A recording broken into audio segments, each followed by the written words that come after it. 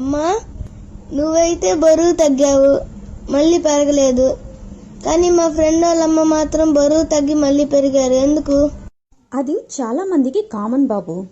కారణం సింపుల్. ఆమె డైట్ చేసింది, కానీ లైఫ్ స్టైల్ మార్చలేదు. డైట్ అంటే తాత్కాలికంగా తినడం తగ్గించడం, లైఫ్ స్టైల్ అంటే మన హ్యాబిట్స్ ని మార్చడం. చాలా మంది వెయిట్ తగ్గిన తర్వాత మళ్ళీ పాత అలవాట్లకి వెళ్తారు. అందుకే వచ్చిన రిజల్ట్ కూడా మళ్ళీ పోతుంది. అంటే డైటింగ్ మాత్రమే చేస్తే లాంగ్ టర్మ్ రిజల్ట్స్ రావు కదా అమ్మా? అవును బాబు, వెయిట్ తగ్గడం కాదు, మైండ్ సెట్ అండ్ హ్యాబిట్స్ మార్చుకోవాలి.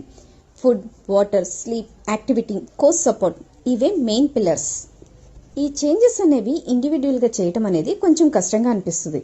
అదే కోచ్ సపోర్ట్ తో చేస్తే కన్సిస్టెన్సీ అనేది బాగా ఉంటుంది.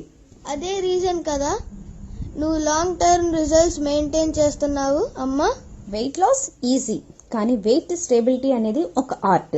హ్యాబిట్స్ సస్టైనబుల్ గా మార్చుకుంటేనే రిజల్ట్స్ పర్మనెంట్ గా ఉంటాయి.